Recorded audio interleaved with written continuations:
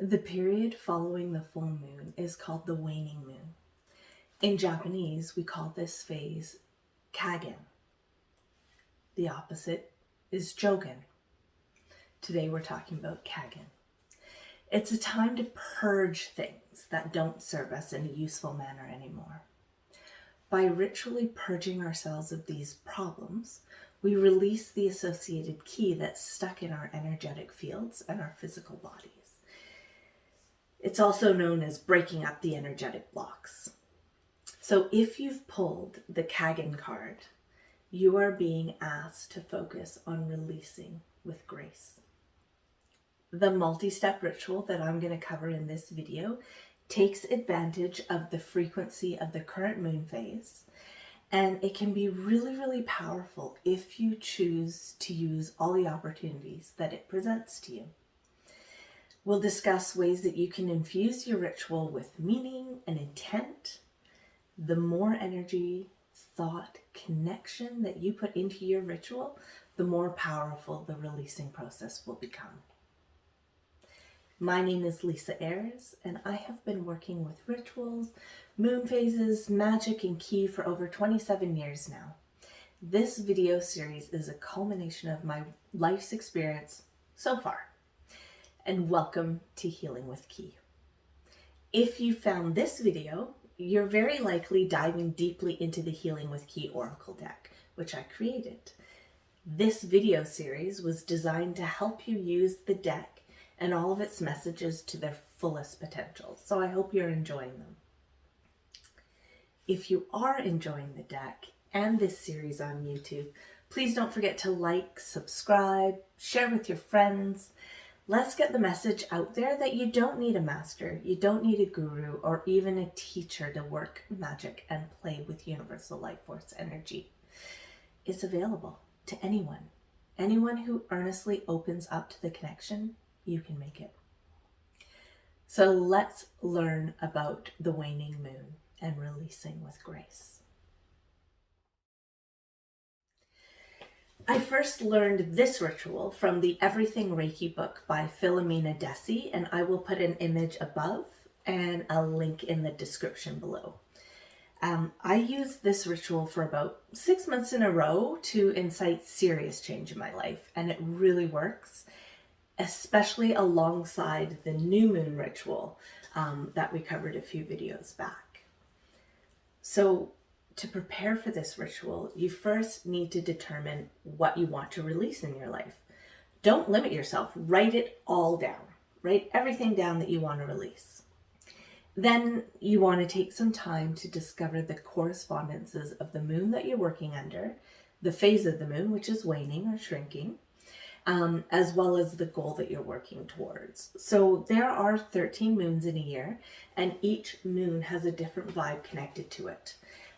So you want to think about which moon are you working under when you perform this ritual. At the time of this video, the moon is the strawberry moon. So all the native strawberries are fruiting right across the northern hemisphere. So remember that fruits also represent the completion of a process or a cycle. So how can you use that energy to support or hinder your own release? You want to think about this vibe and then research any additional magical correspondences to the moon and consider incorporating them into your own ritual. So for example, the strawberry moon vibe is optimism, pleasure, tenacity, positivity, curiosity, openness, wonder. Typically this time of year we do sun magic because the sun is so strong. So how could you maybe incorporate that? The full strawberry moon often will correspond directly with the summer solstice, but not this year. Actually, the full moon for the strawberry moon was very early in June this year. So the vibe of the solstice isn't very strong. How might that influence your ritual? Other things that you can look at are colors or stones. These are ways to bring intentions into your ritual. So an example of corresponding stones for the strawberry moon are anything in the color red, like ruby or jasper, Anything in the color orange, like fire opal, which might be very appropriate to burn up what you want to release.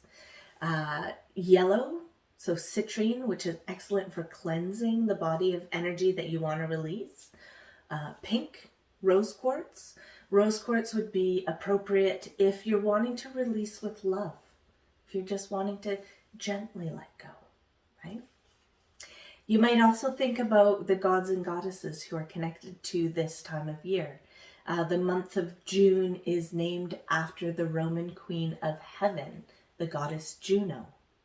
She is the patroness of marriage and childbirth. So if you wanted to end a relationship or let go of the sadness that comes with lost pregnancies, these are things that she may be appropriate to help you with. The sun gods, because the sun is very strong right now, are generally associated with war and fire and transformation, which is absolutely connected to letting go of something, because when you let go of something, you hope that that energy that's been spent on holding on to this is going to be transformed and used for positivity. So when think about these things when you're thinking about preparing for your ritual. Bring it all to the front of your mind. And then if these vibes don't really jive with the goal that you're working on, consider what kinds of maybe herbs, flowers, foods, or metals that might correspond with what you actually want to release. Even if you plan to do a ritual on a moon that isn't, or a day of the week or an hour of the day that isn't actually appropriate, we can work around that. We can work around that. If you have the time to make everything perfectly aligned, that's ideal. You're going to get some really serious results from that. But sometimes we don't have time to wait for the perfect day, the perfect minute, the perfect month. You can even plan to put a representation of what you want to release inside your sacred circle or inside your cauldron. Just think about ways that you can bring the right energy to your ritual. So what are you going to need for this ritual? You need a cauldron with burning coals in it, ideally. The coals make sure that everything burns away. If you don't have a cauldron, a fire pit, bonfire is awesome, or a bowl of water or running water is great. Even a toilet, if that's all you've got, it's a bowl of water. You want dried flat bay leaves. These aren't quite flat, but they still work. If you're going to use bay leaves, a small marker works really well to write on them because you can't push very hard. So you want a marker that really flows really nicely. Or if you don't have bay leaves, you can use rice paper, and a pencil works best on rice paper, or just plain paper and a pen. That works too. And of course you need a source of flame. I like to use my fire candle from my altar. Now, if it's possible, you want to ideally perform this ritual outside underneath the waning moon. But if it's not possible, you can set up at a window that faces the moon. And if that doesn't work, heartfelt intention. Heartfelt intention is all that matters when you're performing magic, any kind of magic. In a pinch, this one even works in the bathroom because you can flush your leaves down the toilet. And it's symbolic, flushing that stuff out. You're going to want to use Hado Kokyu Ho, card 6, and Chikyu no Kokyu, card 7. I'll put them up here. And you're going to use those to ground yourself in center. And you're going to begin your meditation in Gasshō, which is card 27, which isn't done yet, but it will be soon.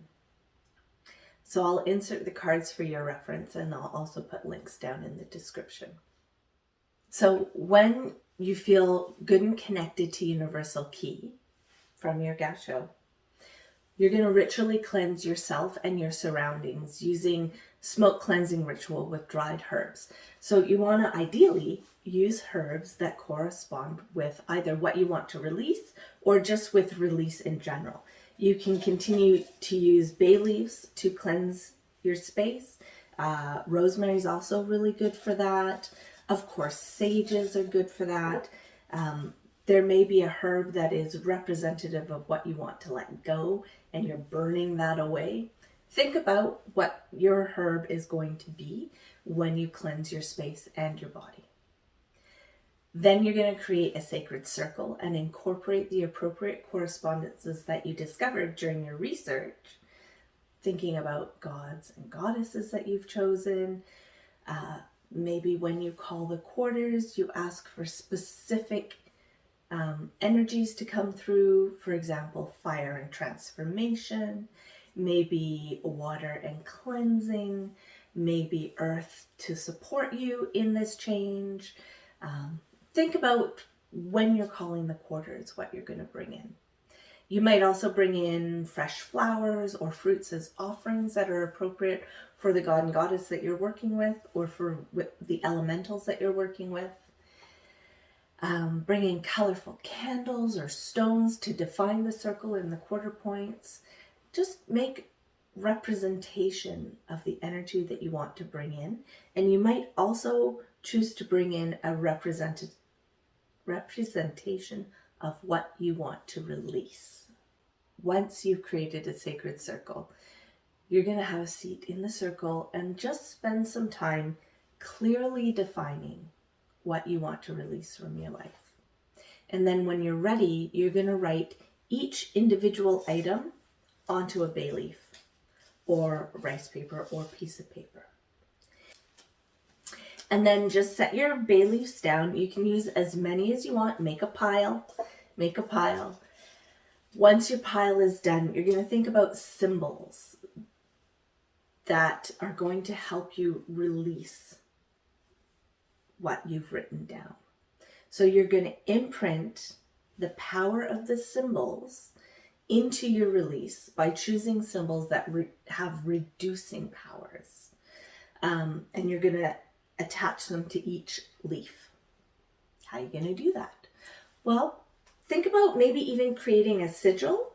A sigil is a representation of something, and as you burn it away, you're burning up the energy of that issue. Or choose a specific symbol that feels appropriate to your release. Maybe it is, who knows? It depends on what it is you're releasing. You can also just simply choose symbols that represent shrinking or have decreasing powers. So these would be things like a banishing pentacle of earth, because we're releasing from the earth, the reverse choku rei, the counterclockwise spiral, hearth, the distance symbol, seiheki, an upside down triangle, because we're taking the energy from the earth up to the ether to let it go, no longer manifest here on earth, right? Next, and this is important, you need to feel the vibe of letting go.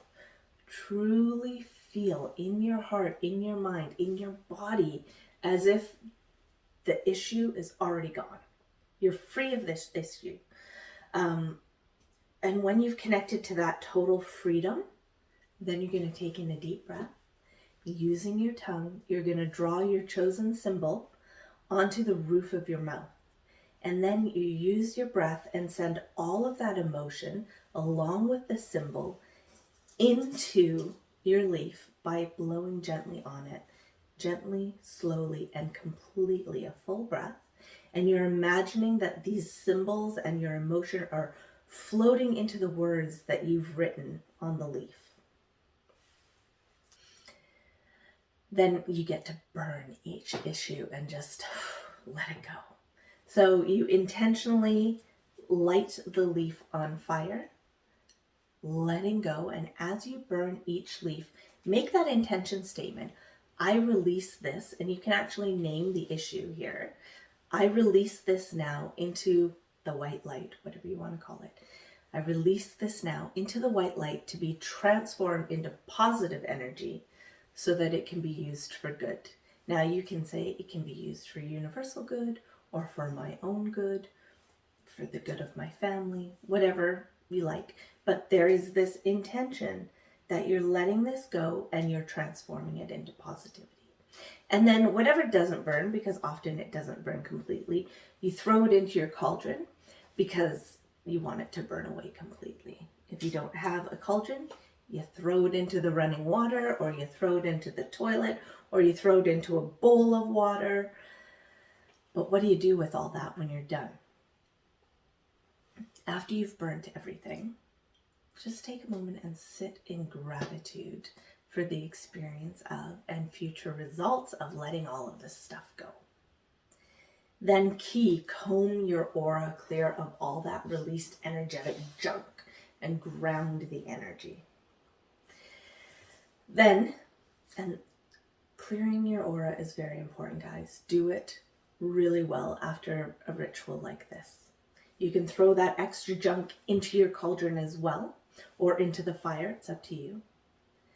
Then thank your helpers, close down your sacred circle, and once everything has cooled, you can bury or compost the ashes or dump the water into your garden. This creates an energetic exchange. You're creating something, literally something new and healthful with the leftovers from your ritual. All right. Enjoy this. Thank you for being here. Until next time, I'm Lisa Ayres. I'm the founder of the Drawing Down the Moon system of Reiki and the author of the Healing with Ki Oracle Deck and Companion book. Thank you for being here with me. Please do share your experiences down below. I love to hear about all your success, and I look forward to next week.